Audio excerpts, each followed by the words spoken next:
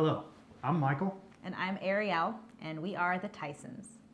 Well, we're the leaders of the Tysons. That's true. We are part of the Tysons. We got all the kiddos. Today, we're making an update video on my brain surgery. It's 1 week from today since I had brain surgery in Miami. And we're also sharing with you guys a really monumental change for our family that happened yesterday. Yeah. Right? Yep. A big major change. Yeah, it's good, and we're excited about it, but it's different for us.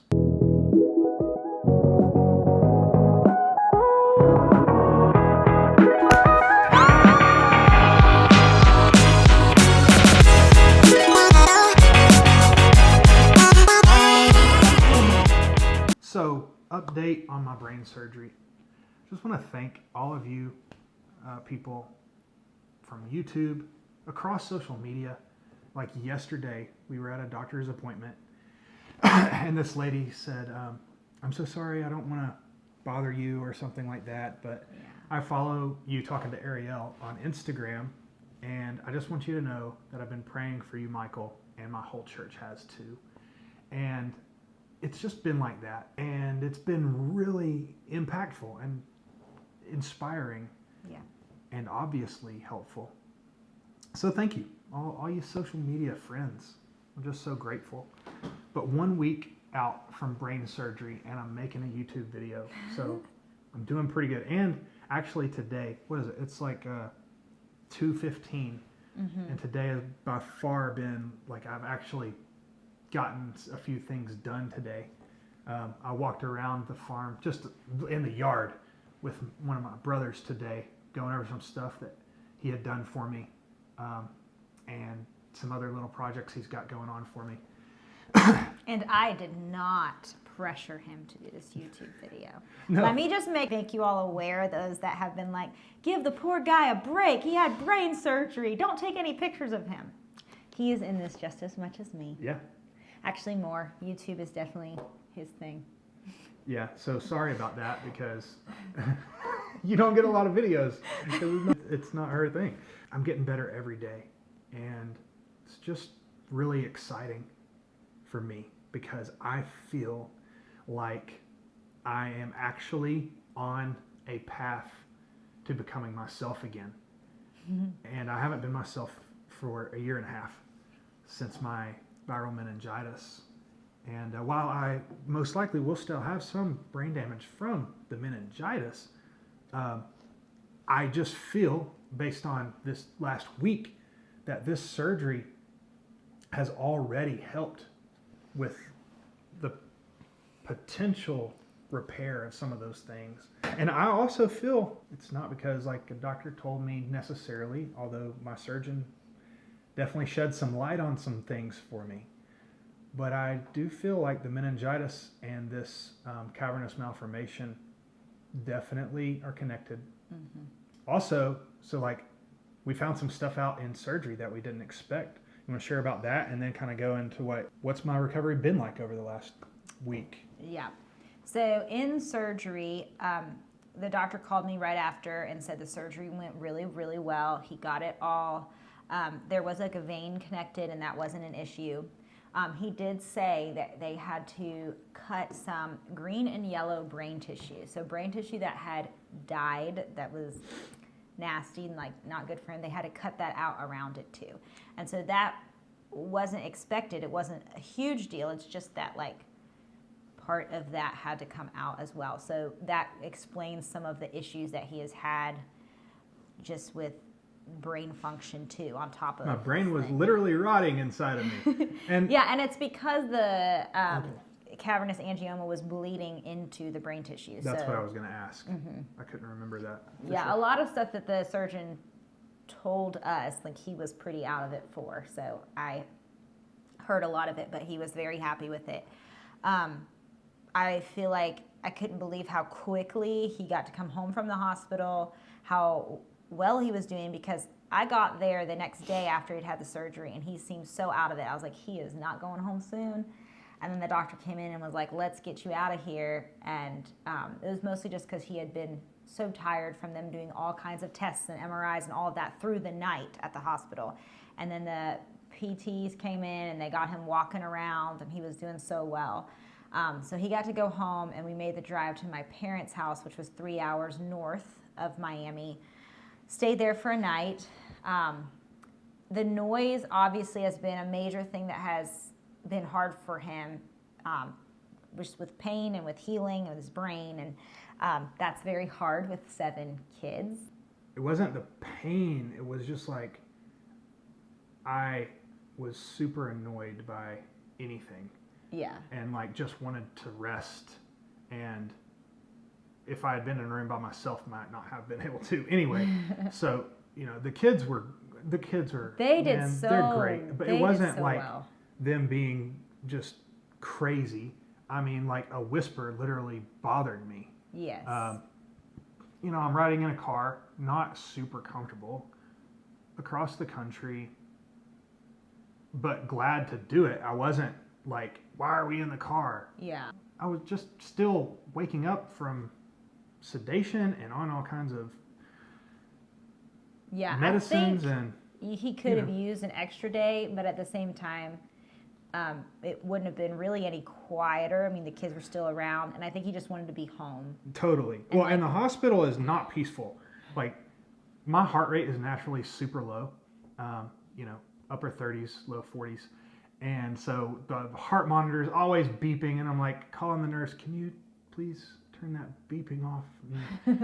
Like the night she was saying after surgery, I don't think I slept 2 hours at a time because of all these things that they needed to do.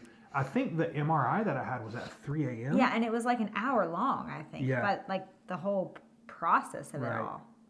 Yeah. So, it wasn't, man, I'm just so grateful for my kids and Ariel, and any of you that have had any kind of major surgery, or you maybe don't react well to medications and stuff, They get it?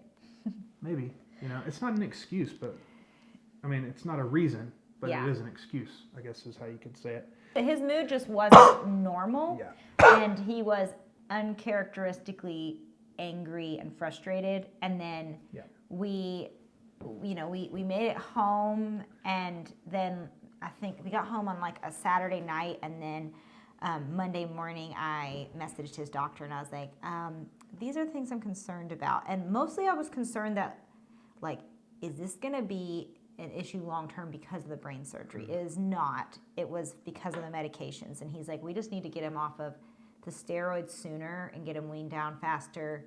And the anti-seizure meds, they give that to them for a little bit post-op to make sure everything's okay in the brain as the bleeding and everything subsides. So our surgeon has been great. I texted with him, and then he called me. He's like, hey, Ariel, it's Mike. I'm like, such a cool neurosurgeon. Let's give a shout out to him. Yeah. Michael Ivan. Yes. Dr. Michael Ivan. Down at University of Miami Hospital. Obviously, he's the only one who's ever done a surgery on my brain. So I don't have a brain surgeon to compare him to. However, I've met with other neurologists across this last year and a half. Mm-hmm. And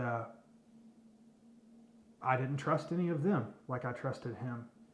And so I'm really, really grateful how God orchestrated him being able to do this and get me in so quickly. How pumped up I am that I feel like I have a chance to be myself again and to be the visionary that God made me to be, and to move forward for our family, for our life, for myself.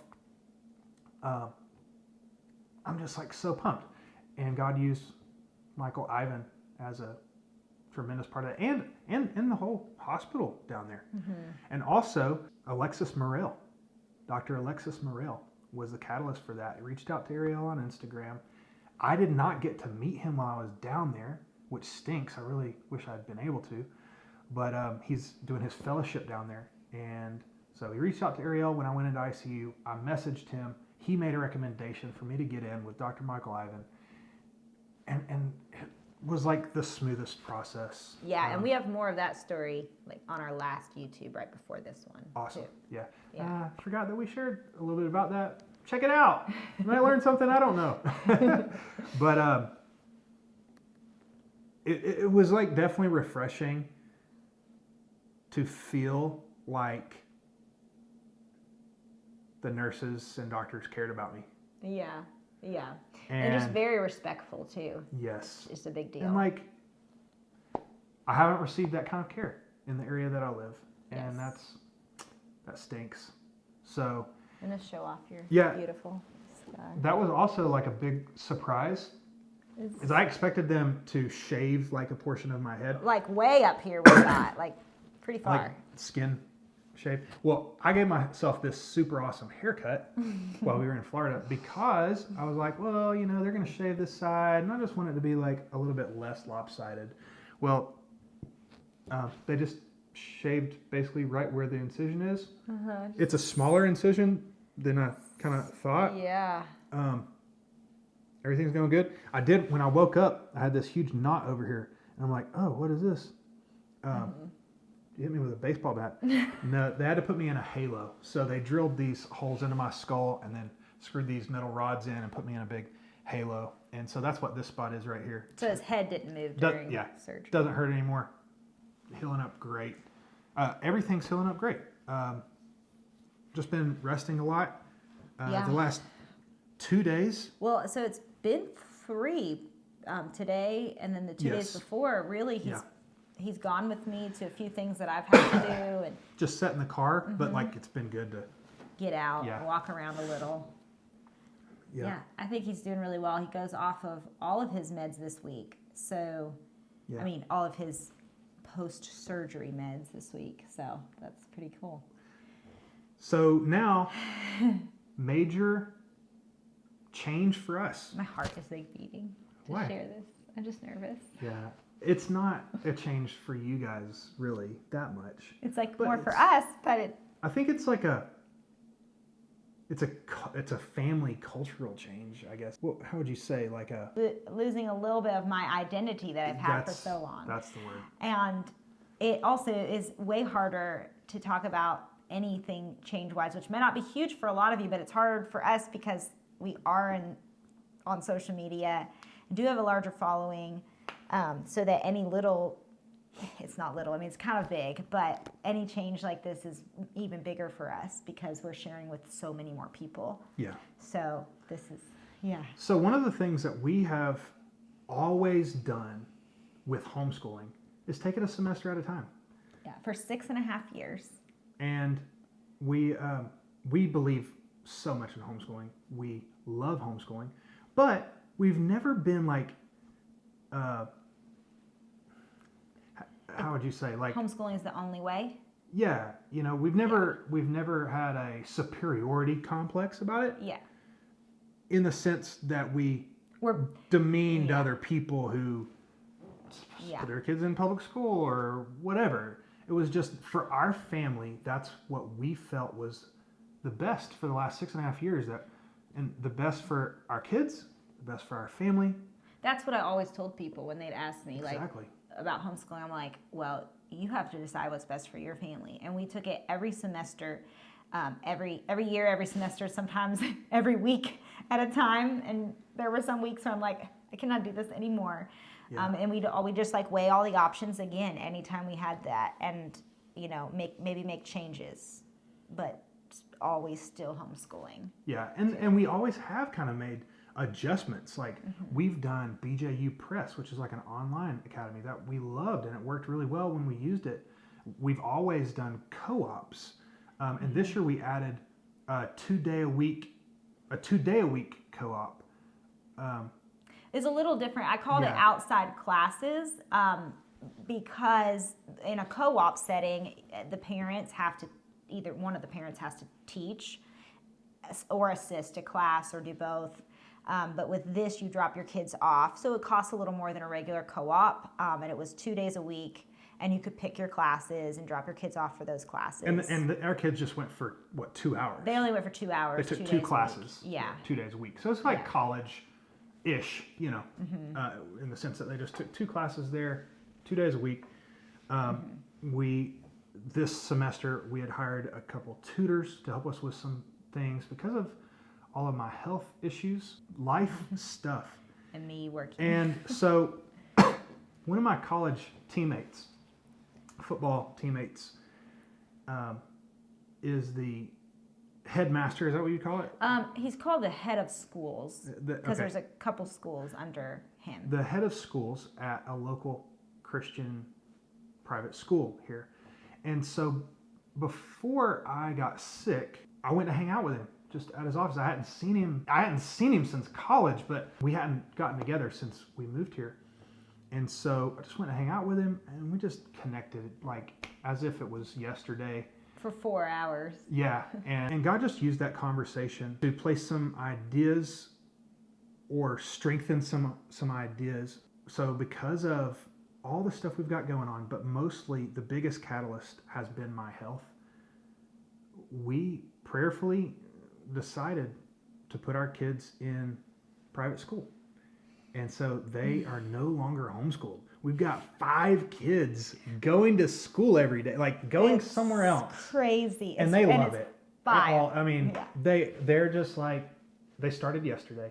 They are absolutely loving it. Which Ariel was a little bit nervous, like, no, I wasn't worried about that at all in any way.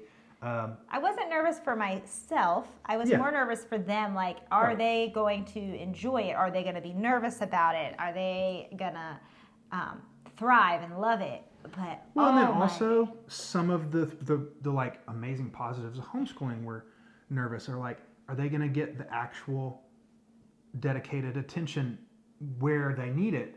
And not just where they need it, but where they want it. Like if they want to just dive deeper into history or something, can they go further? Yeah, because that was the benefit of homeschooling, was we could just really hone in on things that they loved, their gifts, their interests, all of that. And so that was a big major. I mean, I've written articles and talked with newspapers about homeschooling and the benefits and everything, and this has just been like this for a while for us. Yeah. So what do we do? And we absolutely still believe in and love homeschooling. And our journey on this, as of right now, is just the same as homeschooling. It's one semester at a time, 1 year at a time. Yeah. Taking it for now. It's what we believe God's led us to help our family be healthier. All of us too, our kids, the people around us that are helping us out, reconnecting like with my teammate who's the head of schools. So if you would, that's another prayer request. Pray that God would use that in your life. Pray he would use that in our kids' lives and in our community. Oh, and it has just talking with the teachers, I got to meet their teachers over the past few days because I guess with this whole decision, it was very quick. We decided officially after everyone was out of school for the semester. And so then I had to get all of the paperwork turned in and applications. And I mean, it's obviously a lot. And so, you were all doing that while I was like getting surgery or getting out of surgery, right? Well, and I started it right before Christmas. But then, I would do a part and then they'd have to do a part. And it was crazy. But yes, in the hospital, I was doing work on it. And so they officially got them in, I think it was like the 5th or 6th, they were good to go. And that was, I guess it was the 5th because he had surgery January 4th. And on the 5th, I got the official, they're good to go. And so we drove back over the weekend. I had meetings with the staff and everything on Monday. And then they started Tuesday of this week. But the teachers have been amazing. And Judah's teacher, I got to just talk with for a few minutes. And she was like, what do I need to know about him? And, I shared a little bit with her. And then she shared her heart for her class and how much she helps them to grow. And she's like, I tell them it's okay to make mistakes. I make mistakes every day. I'm just leading them towards doing better and doing the right thing and challenging them. And I don't know, just all the things that she was saying really made me feel comfortable that she was going to be a great teacher for him. And, all the kids just talking with different teachers. So they're excited. So that's a major announcement. And it might not, to you might be like, oh, what do you do? Your kids are going to school. But it's like, so it's not just a school thing for us. Like Ariel said, it's been an identity thing. I mean, we have interviews online and articles written about our belief in and practice of homeschooling, which those things haven't changed at all. No. We've had what's the word? Something circumstances. Extenuating extenuating circumstances that have encouraged us in this way, and the doors have opened, and for 2 days it's been great so far. And Keep you updated on all of that. yeah, thanks again. I just am really grateful and pumped up and excited about recovering and seeing where our life goes next. You got anything to add, babe? Nope. I love you. Love you. Have an awesome day, YouTube. Yeah, so listen. Oh, Yeah, what is that? I don't know. That's so weird.